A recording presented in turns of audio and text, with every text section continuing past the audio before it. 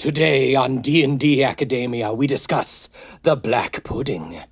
It is a large ooze with a challenge rating of 4, armor class of 7, hit points of 85, a movement and climb speed of 20 feet, blind sight of 60 feet. To the best of our knowledge, it cannot speak or understand languages. It does have immunities, damage immunities of acid, cold, lightning, and slashing. Condition immunities of blinded, charmed, deafened, exhaustion, frightened, and prone. Some abilities of the Black Pudding include being amorphous, so it can move through a space as narrow as 1 inch without squeezing. It also has a corrosive form. The creature touches the pudding, or hits it with a melee attack while within 5 feet of it, takes 1d8 acid damage. Any non-magical weapon made of metal or wood that hits the pudding corrodes. After dealing damage, the weapon takes a permanent and cumulative -1 penalty to damage rolls. If its penalty drops to -5, the weapon is destroyed. Non-magical ammunition made of wood or metal that hits the pudding is destroyed after dealing damage. The pudding can eat through 2-inch thick non-magical wood or metal in 1 round. It can spider climb. Difficult surfaces, no problem, including going upside down on ceilings without needing an ability check. Also, the ooze does not require sleep.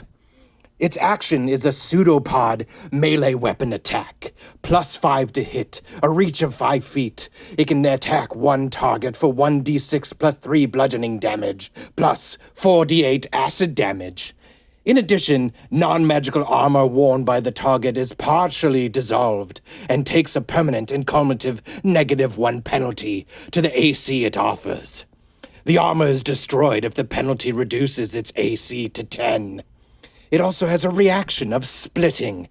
When a pudding that is medium or larger is subjected to lightning or slashing damage, it splits into 2 new puddings if it has at least 10 hit points.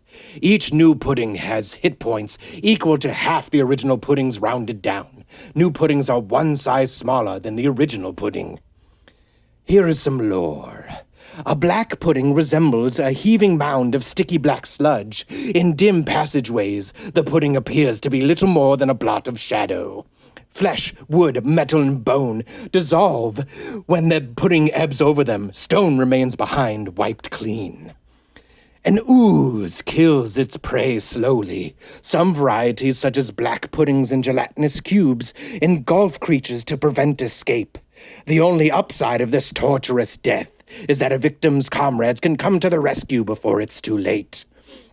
Since not every ooze digests every type of substance, some have coins, metal, gear, bones, and other debris suspended within their quivering bodies. A slain ooze can be a rich source of treasures for its killers.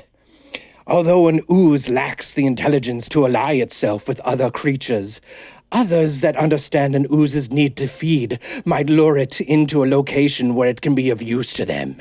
Clever monsters keep oozes around to defend passageways or consume refuse. Likewise, an ooze can be enticed into a pit trap, where its captors feed it often enough to prevent it from coming after them. Crafty creatures place torches and flaming braziers in strategic areas to dissuade an ooze from leaving a particular tunnel or room.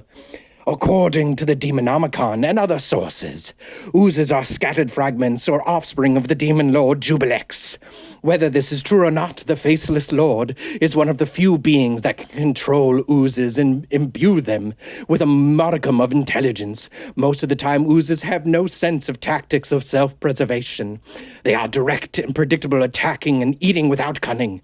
Under the control of Jubilex, they exhibit glimmers of sentience and malevolent intent.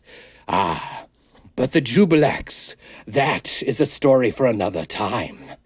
So hopefully you learned more about black puddings today. Perhaps they'll show up in your games from now on.